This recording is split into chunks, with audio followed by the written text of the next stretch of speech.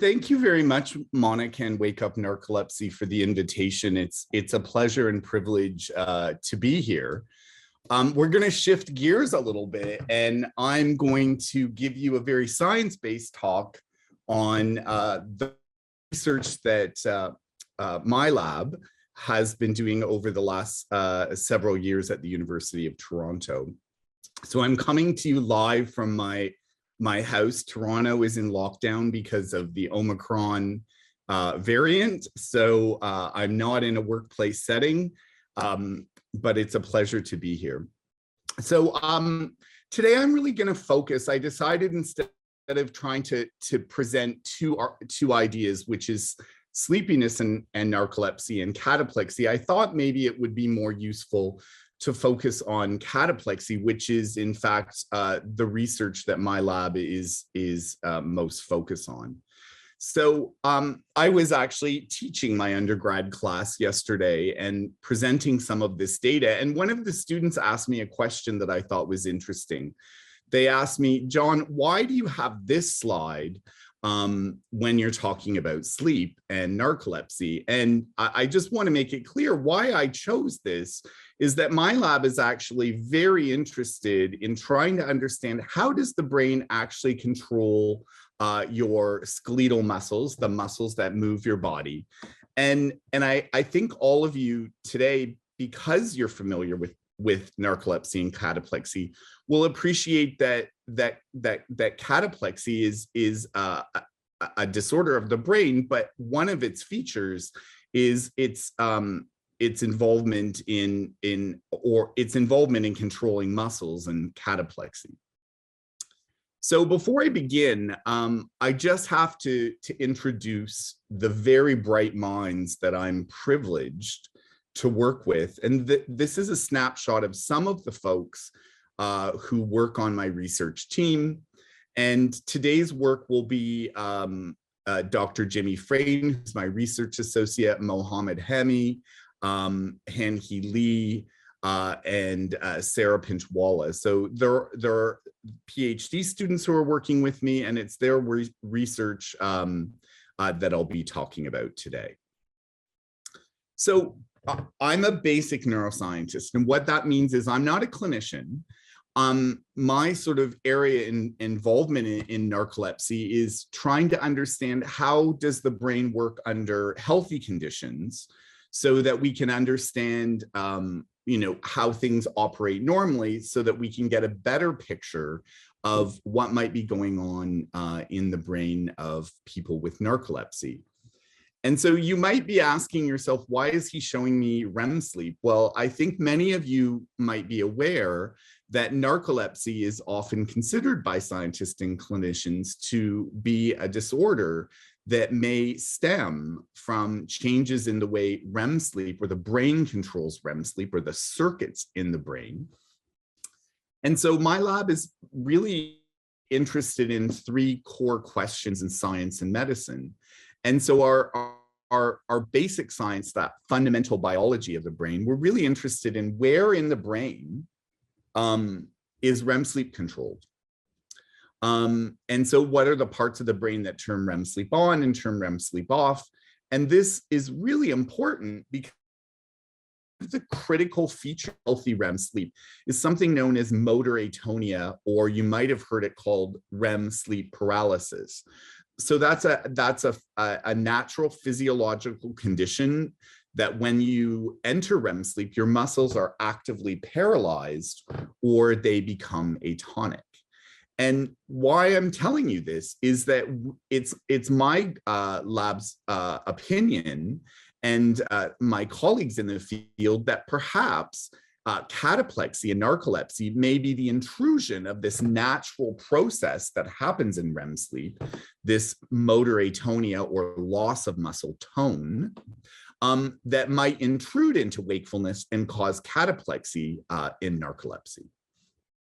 So today I'm going to focus on two areas of research that we've been investigating and how that relates to cataplexy and narcolepsy. So number one is, where in the brain do the brain circuits or parts of the brain, what are the processes that trigger this natural behavior of motor atonia or muscle tone loss during REM sleep? And could they contribute to cataplexy in narcolepsy? So I'm going to show you a video. And I know all of you will be quite familiar with what cataplexy looks like, but I want to show this because this is a delightful young woman who came to my lab several years ago. Her name is Shannon, and Shannon has narcolepsy and suffers from very profound cataplexy. And I want to show you this because what we're trying to understand is what causes the loss of muscle tone in Shannon. So Shannon is actually at her 28th birthday. There's her birthday hat. She has a candle here. This is her uncle, her grandma, and her brother and family are around her. Now, Shannon's brother just told a joke, and that joke triggered Shannon to start to experience an episode of cataplexy. And what I want you to notice is that her uncle has his arm around Shannon because she is losing all of her muscle tone. She's fighting very hard to maintain it. And you can see that her head is drooping forward. And all Shannon is trying to do in this video, as she described to me, is blow out the 2 birthday candles on her cake.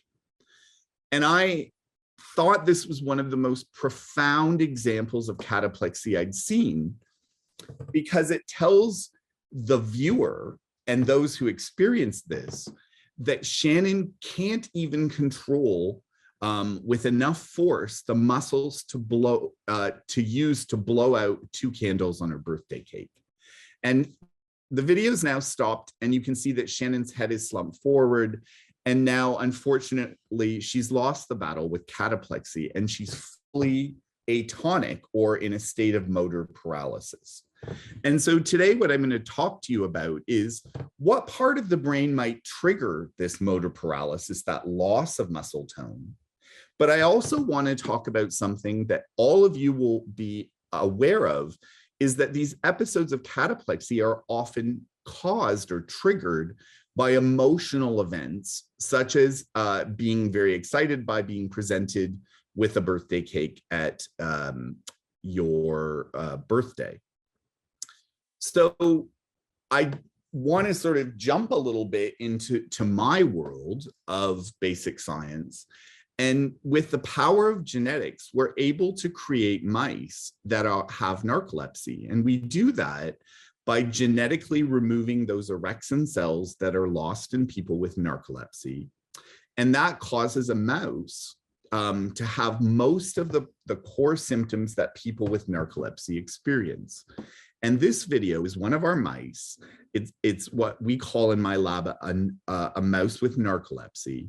And this little mouse is just in his cage. There's these little food pellets around. And what you're going to see is the mouse is interested. He's exploring. He starts grooming himself, which is a very normal mouse behavior. But then, boop, the mouse has this episode of complete muscle tone loss. And this is mouse cataplexy. And so why this is that we can use these mice to understand the fundamental mechanisms that might be happening in individuals with narcolepsy, with the ultimate goal being to better understand how the brain works in individuals with narcolepsy. So today I'm going to talk about some of our recent work that tries to understand where in the brain is REM sleep caused, and that motor atonia or paralysis that occurs in REM sleep, because it's our working assumption or hypothesis that the same circuits that cause motor atonia during REM sleep get kicked on pathologically in people with narcolepsy to cause their cataplexy. But one of the curious things is that we actually know very little about how the brain causes the natural features of REM sleep, including muscle atonia. So my lab, So what I'm going to talk about today is where in the brain, which we often call circuits, is healthy REM sleep generated and the atonia of REM sleep. And could these circuits or brain regions be involved in cataplexy in individuals with narcolepsy? And this is a really important question in sleep biology and medicine, because if we can understand how cataplexy is caused, that might lead us to better solutions for treatment of individuals who experience cataplexy. So this is a very busy slide, and I don't want you to really pay too much attention to all the detail. But the one thing I want you to pay attention to is this big bubble.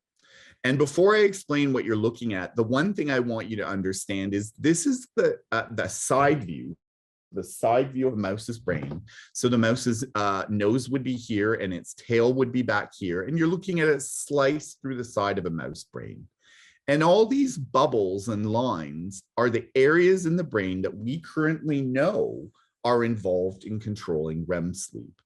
But I want you to focus on this big bubble here that has SLD in the middle. This SLD region stands for the sublateral dorsal tegmental nucleus. Now, I don't want you to remember that or what it means. I just want you to remember SLD. And the SLD is a part of the brain. It's located back here at the base of the brain. And we've known for a very long time that that part of the brain seems to be important in controlling REM sleep and controlling the paralysis or atonia of REM sleep.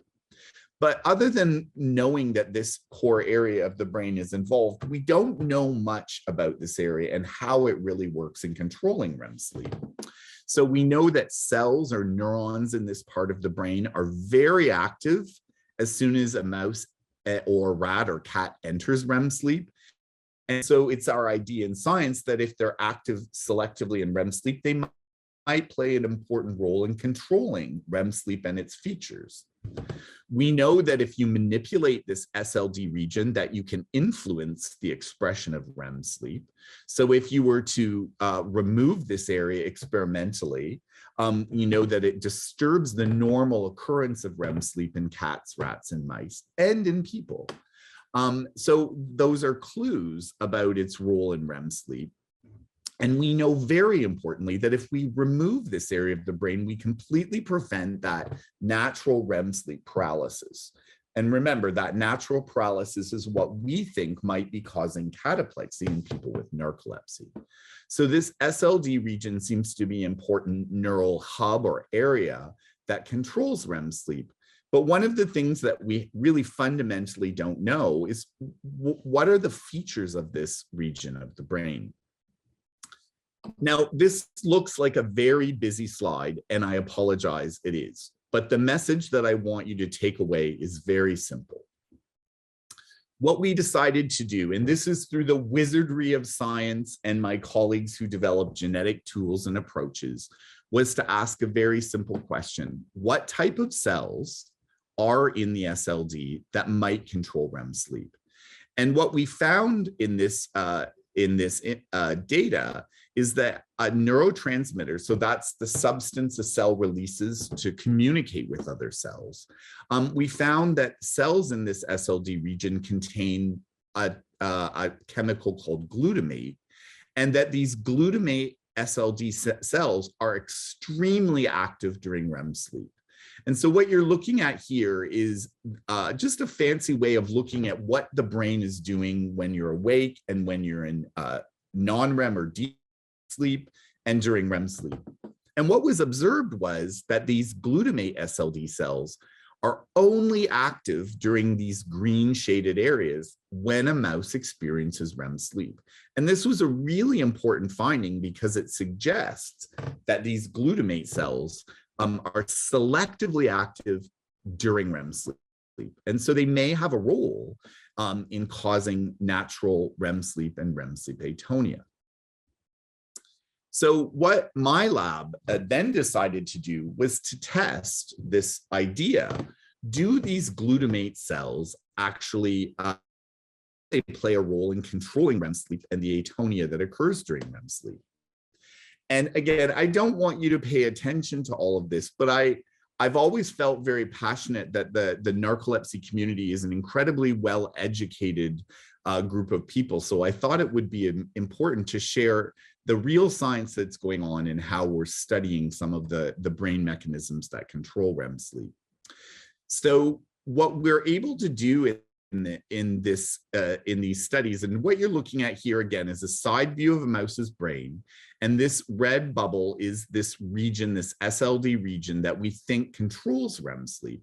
And what we're able to do is use the wizardry of genetics to drive expression of very specific markers that allow us to turn these cells in the SLD on or off using tiny little fiber optic lasers.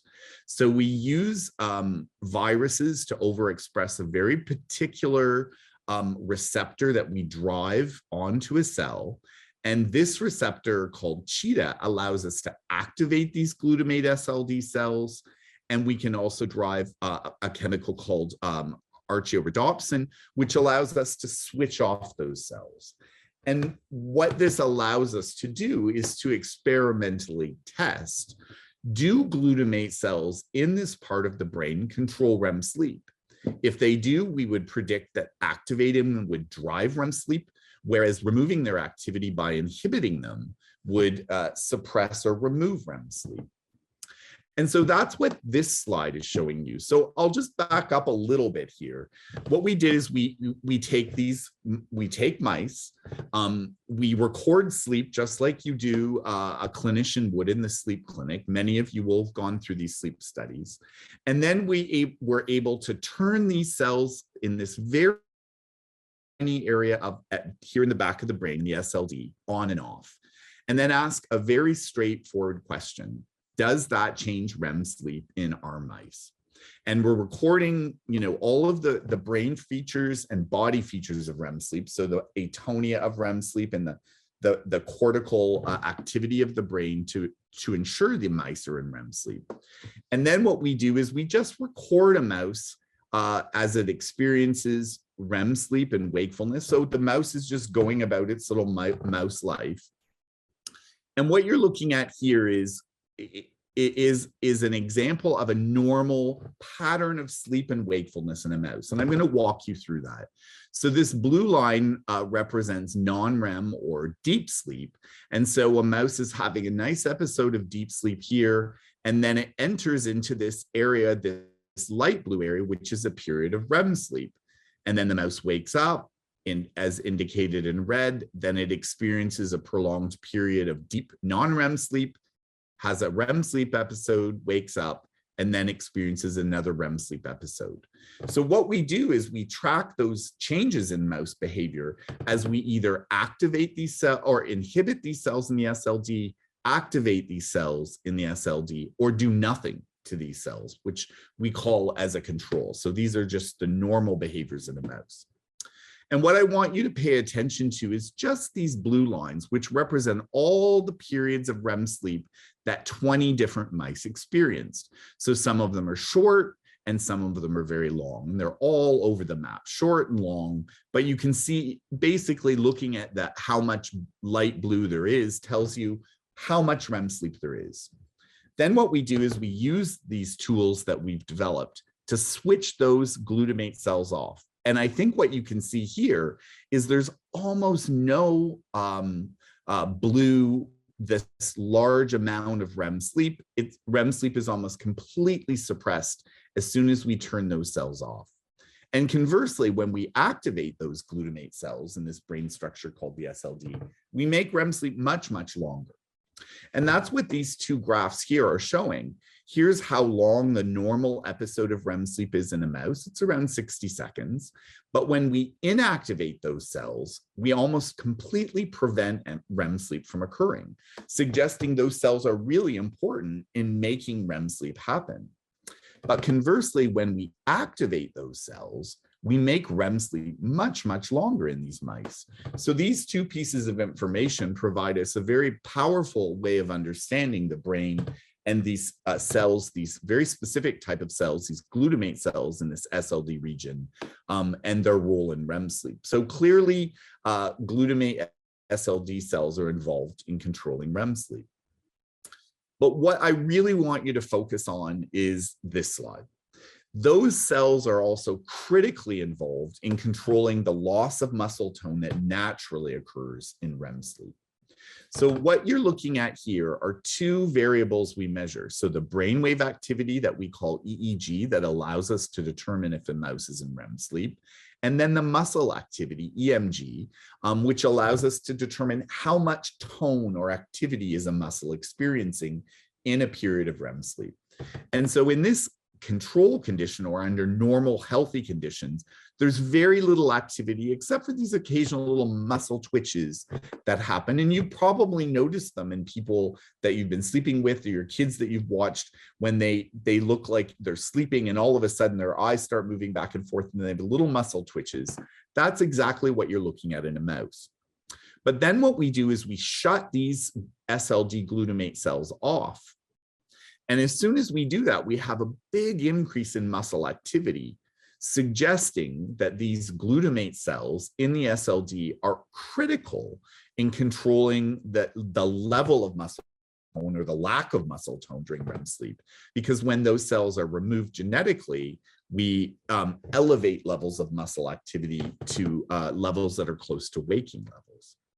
And that's shown in this graph here, where here's the normal, very little muscle activity during REM sleep, and then we block those cells and we have lots of muscle activity, suggesting those cells are important in the loss of muscle tone during REM sleep. So all I've told you so far, it's probably quite a bit to digest, is this part of the brain that we call the SLD that's back here in the brainstem is a critical part of the brain. It contains cells that make a chemical called glutamate, and these glutamate cells in the SLD are important in REM sleep control and may contribute to some of the symptoms of narcolepsy, but they're critical in generating that loss of muscle tone during REM sleep or REM sleep paralysis. So our question scientifically was, okay, we've identified this really important area of the brain.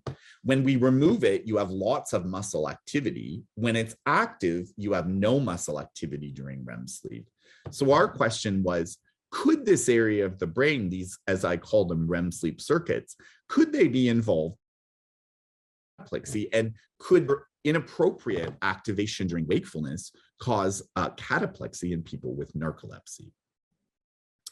And here's some beautiful evidence from colleagues of mine in Italy that address this very question. Now, what you're looking at here are brain images from children who are experiencing an episode of cataplexy when their brains are being scanned in a brain scanner. And what these individuals found was, and what I want you to focus on, is this red and green dot, and primarily this red dot. And that is the SLD in a human brain. So remember, we found the SLD is involved in causing muscle tone loss during REM sleep, and it's very involved or activated during cataplexy in children with narcolepsy. So this is a beautiful segue from our basic neuroscience research, identifying a specific brain area in a mouse and its potential role in cataplexy, and looking at the same brain region in humans with narcolepsy experiencing an episode of cataplexy. So our question became, could we manipulate this SLD region in our mice with narcolepsy and cause their cataplexy to get worse? Or could we remove the activity of this area and improve their cataplexy, or lessen the amount of cataplexy our mice experience? So again, this is just sort of the same thing that I showed you before. Again, it's a side view of a mouse brain. It shows you where this SLD region is at the very back of the brain. And so the experiments I'm now going to show you are what happens if we take experimental charge of these SLD cells in a mouse with narcolepsy. Could we affect how much cataplexy they experience? And I don't want to go into all the details, but in these experiments, we're able to express a very particular protein in these cells in the SLD, and then use a chemical to switch them on or switch them off. And I want to make it clear, this is a technique called chemogenetics. This technique is currently being used in clinical trials to manipulate brain areas in humans to achieve these types of goals of increasing or decreasing the activity of brain cells to improve certain behaviors in individuals with various neurological disorders. So at the end of the day, what we're doing is we're turning these SLD cells on using a chemical, very selective for just these cells in the brain, and then looking what happens to cataplexy in our mice. This is another extremely busy slide, but I'm going to walk you through it slowly. So I just want you to focus on these two panels here. This panel is looking at the level of muscle activity in our mice. We use tiny little wires to measure that. They do the same thing in clinical settings. And this is the brainwave activity so that we can determine if a mouse is awake or in deep sleep or REM sleep or experiencing cataplexy. And what I want you to notice is this mouse is awake, and we can tell that. You don't need to, but this is how we do it in our lab. We can tell the mouse is awake by the brainwave shape of brainwave activity, and there's lots of muscle activity. So if we could view this mouse, it would be running around or grooming. And then all of a sudden, just like in the video that I showed you of our mouse, the mouse just loses complete muscle activity or tone. It's like the muscles just all of a sudden fall asleep. And this is an episode of cataplexy, and the muscle activity resumes again as soon as the mouse wakes up. And so what we do is we characterize these individual episodes of cataplexy, how many happen per hour, and how long they last. And that's our index of measuring cataplexy in our mice. And that's what this is showing down here. This is just sort of a time window of all the different things that happen in a mouse. So these gray areas are when the mouse is awake. This little red area is an episode of cataplexy that we measure here. The little blue strips are how long a mouse spends in deep sleep.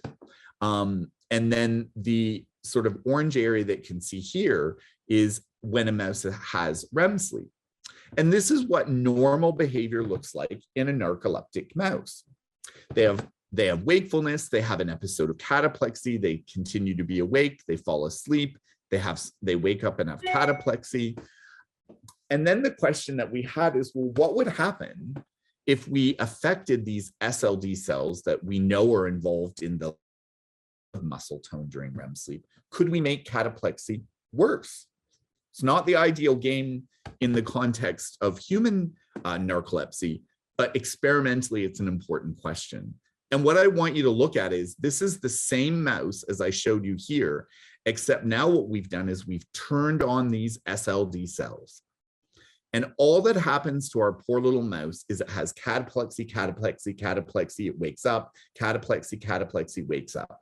And that's what all these red lines are showing. So we've taken this mouse that only has maybe 1, 2, 3, 4, 5, 6 episodes of cataplexy in 3 hours, and it now has hundreds of episodes when we activate this very particular brain area.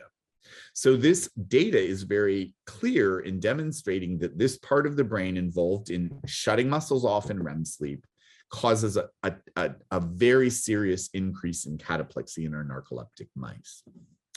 And this is another way, you don't need to look at anything on this slide, side of the slide. I just want you to look at these graphs. So this is a mouse in which we've activated those SLD cells, and that mouse only is awake or has cataplexy. This data is showing you what that mouse looked like before we activated those SLD cells. You can see for the most part, the mouse was awake. It had some deep sleep or non-REM sleep. It had some REM sleep and a little tiny bit of cataplexy. But I think you can see, look at how much cataplexy that poor mouse has when we activate those cells. So SLD activation really drives or promotes cataplexy in mice with narcolepsy. Conversely, and this is what's really important in the context of understanding cataplexy and narcolepsy, Could we get rid of cataplexy by silencing those cells that cause motor paralysis? And the answer is we could. And what you're looking at is, again, here's this mouse with narcolepsy. It has a little bit of cataplexy in this 3-hour window, lots of sleep, lots of deep sleep and REM sleep, tiny bit of cataplexy. Then we shut these SLD cells off entirely using our chemical technique. And the mouse has 0 cataplexy in this particular example. So this is such a fundamentally important observation for understanding the brain under natural conditions and in narcolepsy. It indicates to us that activation of the SLD cells that we study cause cataplexy, makes it worse in a mouse with narcolepsy, but switching or silencing the activity of those cells prevents cataplexy. So a pipe dream could be, could we do the same in individuals with narcolepsy, or develop a drug that targets these cells to silence their activity and improve cataplexy in people with narcolepsy? So this is just a summary of what I've talked about. And what we found so far is that the SLD underlies motor paralysis during natural REM sleep, and that when this area of the brain is turned on, it causes cataplexy in mice with narcolepsy. But this is the most amazing, and this might not be terribly interesting for all of you, but as a scientist, a science geek, it's very interesting. We had a question, one of my students who did this research, who's now moved on to do bigger and better things in helping patients in the world of narcolepsy. He had this question, could we make a wild type healthy mouse have cataplexy by just activating these cells in the SLD? And the answer is yes. So what we did is we turned these cells on in mice that don't have narcolepsy. They're just garden variety mice. And all of a sudden, these mice had these periods where there was no muscle tone at all. Switched on these cells in the SLD, and we had these behavioral arrests that strongly resemble cataplexy. So the mouse is awake, we switch on the cells, this healthy mouse loses all of his muscle tone, looks like he's having an episode of cataplexy. And I just want to show you, this is the same video I showed before, but this is what happens in a healthy mouse that experiences us activating these cells. So we activate the cells, and then the mouse has this boop loss of muscle tone that looks just like cataplexy in a mouse with narcolepsy. So what's really important about this data is it tells us how fundamentally important this SLD part of the brain is in controlling muscle tone, not only in individuals with narcolepsy, but in individuals without narcolepsy. So I'm going to talk about one last thing, but the summary of all I've said to you so far, or tried to convey to you, is that the REM atonia circuit called the SLD is critical in triggering motor paralysis and cataplexy. And that's this area here at the back of the brain. Now, remember when I showed you the video of Shannon, I mentioned that her cataplexy was triggered by an emotional event, her brother telling a reasonably inappropriate joke and being presented with her birthday cake. So emotions are clearly responsible for triggering cataplexy. So what I've explained so far is that that SLD area causes the loss of muscle tone in cataplexy. But our question was, where in the brain are these emotions detected? And could that area of the brain then trigger a cataplectic event and lose muscle tone? And I'm going to go just talk a little tiny bit about some of this work. So we know there's a part of the brain called the amygdala. The amygdala has been known for many, many years to be involved in processing emotional events. So it's typically thought of as a part of the brain that detects fear. But interestingly, the amygdala is just turned on and off when a human or an animal experiences some change in emotional content. So whether it be surprise or fear, the amygdala kicks on. The cells in the amygdala turn on. And we know that the cells in the amygdala actually communicate with this SLD region that we study in my group and that I talked to you about. But more importantly, really beautiful work in mice and dogs with narcolepsy. Cells in the amygdala seem to turn on as just before an episode of cataplexy, suggesting they may be involved in triggering cataplexy. And conversely, my group and Tom Scammell's group at Harvard University found that if you lesion or remove the amygdala from mice, you can severely reduce cataplexy in mice with narcolepsy. And equally important, imaging of brains in people with narcolepsy have shown that the amygdala seems to be overly responsive to humorous stimuli. And most of you will be aware that humorous stimuli are one of the most provoking experiences for the onset of cataplexy. So together, these lines of evidence really led us to ask the question, is the amygdala involved in triggering cataplexy in our mice with narcolepsy? And so what we decided to do, a wonderful student in my lab, Matthew Snow, who's now a doctor, used these genetic techniques that allowed us to target cells in the amygdala and turn them on and off and look at what happens to cataplexy. And so what Matthew did was to turn on these amygdala cells and then ask, do our mice with cataplexy, does that cataplexy get worse or better or doesn't change at all? And so what you're looking at here is one of our mice with narcolepsy, and each of these large lines, these tall lines, is an episode of cataplexy that we recorded over a 3-hour window. So under control conditions, when the mouse was just getting a control substance, which we call saline, the mouse had 1, 2, 3, 4, 5 episodes of cataplexy over a 3-hour period.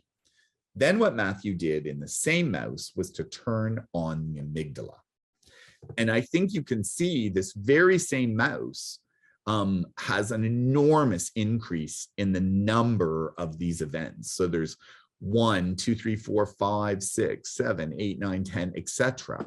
So turning the amygdala on, that part of the brain that recognizes emotional cues, really made cataplexy much worse in our mice, suggesting that the amygdala, which is involved in processing emotional events, could be a fundamental player in cataplexy in people with narcolepsy.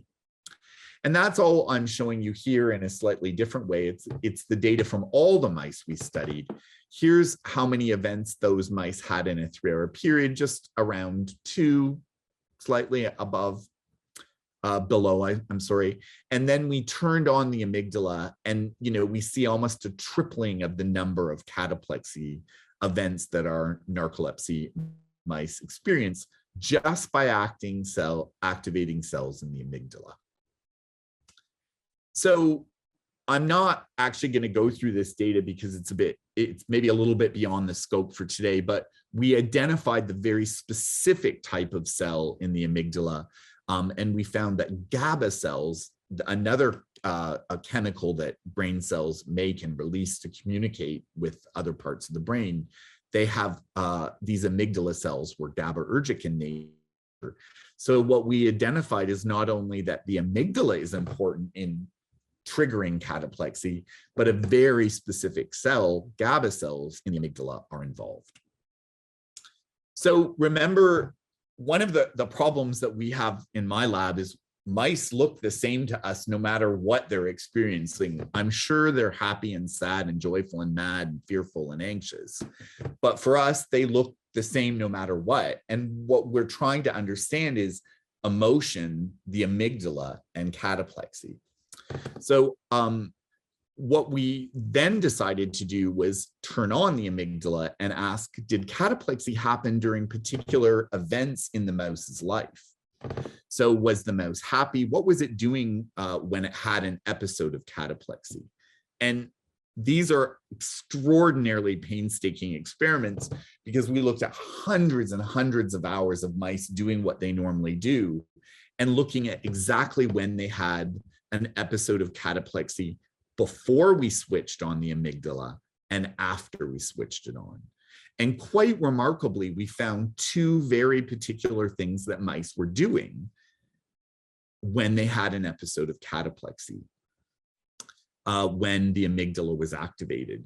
So mice typically have more cataplexy when they're running on a little running wheel. If you've ever seen a hamster, our mice have that same little tool. They love it. It's very exciting for them. And when they're grooming themselves. And these white bars are just showing you that's how the number of times cataplexy happens when a mouse is running on a wheel or grooming itself. And then when we activated the amygdala, we kind of supercharged their enjoyment of grooming and cleaning themselves and running on their wheel. And they had enormous elevations in cataplexy. But they really didn't change their cataplexy in other behaviors like exploring their cage or eating or drinking or just moving around in general. So what we found is that when we activated the amygdala, we really only increased cataplexy under two conditions: when mice were happily running on their wheel and grooming, which presumably, if you're a mouse, is a pleasurable event. So I'm going to end here because I think time is running low. So what I've told you today are three fundamental things, or two fundamental things. I don't want you to really focus on this one. That the REM sleep circuit that produces muscle paralysis, this area we call the SLD, is critically involved in cataplexy, and that rewarding stimuli seem to trigger cataplexy through the amygdala. So based on our data, and many experiments collaborated with our colleagues at Harvard, Dr. Scammell, we now understand that the amygdala seems to be critical in triggering the emotionally cued events of cataplexy, and that the SLD is causing the physical muscle tone loss that occurs during cataplexy. And I'm just going to end there and acknowledge, and I'm deeply grateful for the incredible work that Wake Up Narcolepsy does, and Monica Gao and Gordon Gao and the whole Gao family. Just an amazing group of people who've done so much to improve the lives of people with narcolepsy and the science that goes with that. And I'd like to thank Jazz Pharmaceuticals for supporting some of this work. And these are Canadian funding bodies who support medical research. And with all those contributions, our research in narcolepsy is made possible.